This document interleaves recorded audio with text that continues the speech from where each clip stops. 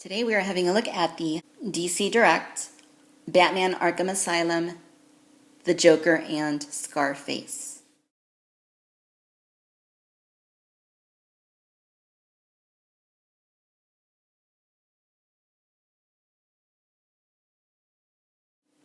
Now I'm going to preface this video by giving you a word of advice and also giving DC Direct / DC Collectables some advice too.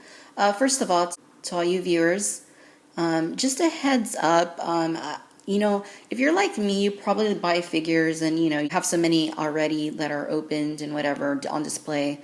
And then, you buy some and you just don't open them for a while. You take, a month, 2 months, a year to open your figures. This figure has given me a reason to not do that anymore.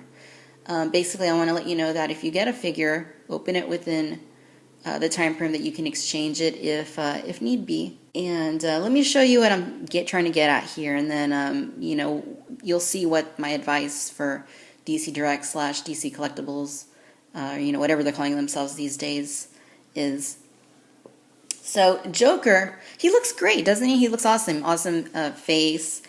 Nice silhouette, great looking figure, and Scarface too. Doesn't look like anything's wrong with him, right? I mean, he looks awesome. He stands nicely. The costume details is great, spectacular. But we do have a bit of an issue. And that issue is that good old Joker's arm at the elbow is inverted. Look at that. You can't bend it the normal way. It's stuck. It's stuck. I mean, if I had a way to maybe pop out those, those little things in there, maybe I could fix it, but, I don't have a tool to get that out. And, I think I'm pretty much screwed. I've had this figure a long time. I don't know if it's been quite a year yet, but I just got around to opening him. And, this is why you may not want to wait a year to open your figures, because once you're outside of the point in which you can return the figure or exchange it if something like this occurs, providing you buy it from an authorized dealer or someone that can do a return for you, you're pretty screwed. And this sucks.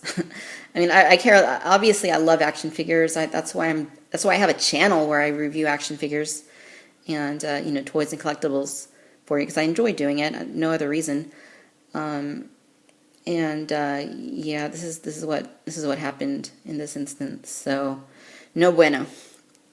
DC Direct / DC Collectables. You guys might want to look into this. I haven't heard of this happening on other figures, so maybe I just got lucky. But this really sucks. And what's funny is that this isn't actually the first time I've had an issue with a DC Collectables Joker figure. Several months ago, I reviewed for you guys the DC Collectables New 52 Superheroes versus Supervillains set. Awesome set. Great stuff in there. But we did get this Joker here. And yeah, you probably see that he's missing a hand. That's my fault. It's my fault that the hand's broken. But the fact of the matter is that he actually came with 2 right hands. Like that. You see? 2 right hands. Which is not good. We don't want our Joker, or any character for that matter, having 2 right hands, because that's just weird. Imagine if I had 2 right hands, I probably would have a hard time filming this video for you.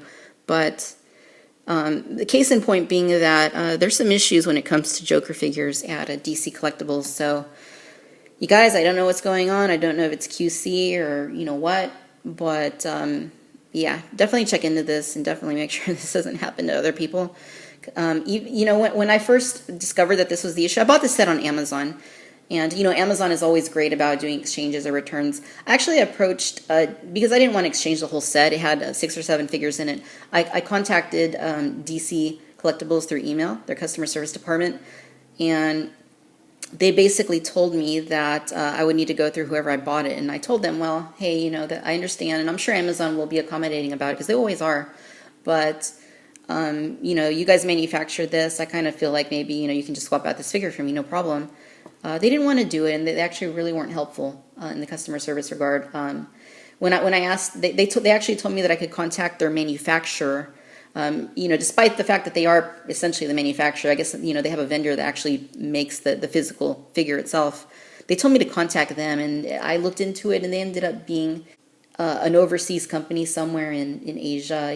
There may not even be anyone there that speaks English. Maybe there is, there probably is, but it's not like they had a phone number or email or anything for me to contact them. It just basically said, that they were the manufacturer of this specific material good. No way to get in contact with them. I responded to DC Collectables, and they basically said, well, if you Google it, you might be able to find it.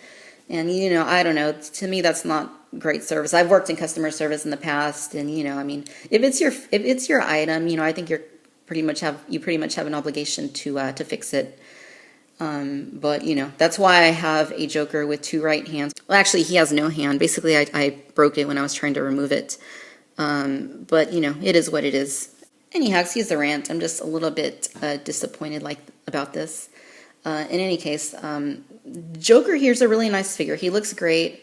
If you look at the face, great job on the paint and the sculpt work. It's a little bit messy around the eyes, but, it's not terrible. The actual shades that they used for the skin tone, the white makeup, and then the green hair and eyebrows, and the red lips, and the ugly yellow teeth. Great job. It looks great. The actual colors they also used on the costume, like the hues of the purple and the yellow and the green tie there, are dead on to what we saw in the game. So I think they did a really great job, in terms of paint work.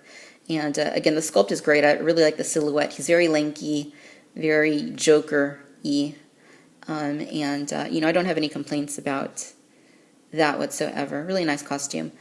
Even the chain right here is metal, so I got to commend him for doing that.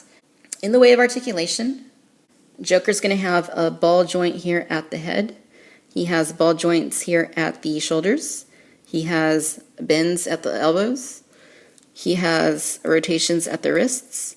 He has bends at the hips, bends at the knees, and rotations at the shoes.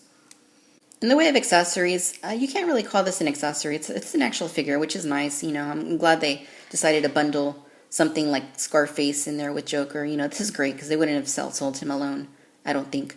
Nice sculpt, nice paint, nice job on the figure, but it doesn't end there. They actually did go out of their way to give him some articulation. You can swivel the head, move the arms, even the legs go up and down. So now, unfortunately, Joker doesn't really hold Scarface very well because he doesn't have a ball hinge at the elbow, which would have really helped things out. But the accessory is pretty heavy, so it kind of weighs him down a little bit. But that's about as good as you can do. Quite obviously, there will be no getting it in his other arm, once again, unless he's maybe holding him like that, which would make absolutely no sense whatsoever. Joker's also in good scale with Batman. I think the proportions are about right. I think Joker may be a little bit skinny, but the height looks to be just about right, so cool. All right, ladies and gentlemen, so there you have it. This is the DC Direct Batman Arkham Asylum Joker and Scarface. On the whole, really nicely done figures, the both of them. I really like the detail on Joker. The paintwork is great. The sculpt is great. Articulation is pretty good. I really wish he had ball hinges in the elbows and that his head could look up a little bit higher because that's about the limit, what you're seeing right there. Scarface, really nicely done. Nice paint, nice sculpt. Nice that he's even articulated at all. Again, my biggest gripe about Joker, quite obviously, is that left elbow. It's really unfortunate that it bends backwards but not forward. I'm really disappointed about that, and unfortunately there's probably not a whole lot I can do about it other than buy another Joker figure. Maybe sell this one off if anybody wanted a Joker with a incorrectly bending elbow, and unfortunately they probably don't, so I'm probably going to be either just stuck with it. It's really a shame. It's really a shame that something like that could get past QC. You would think that they would check the joints and whatnot, but they didn't. I guess if I keep it like that, it looks okay, but I did pay about $30 for this figure, and for that reason I really think that something like that is inexcusable. Thank you for watching Victoria's Cantina. Until next time, bye bye.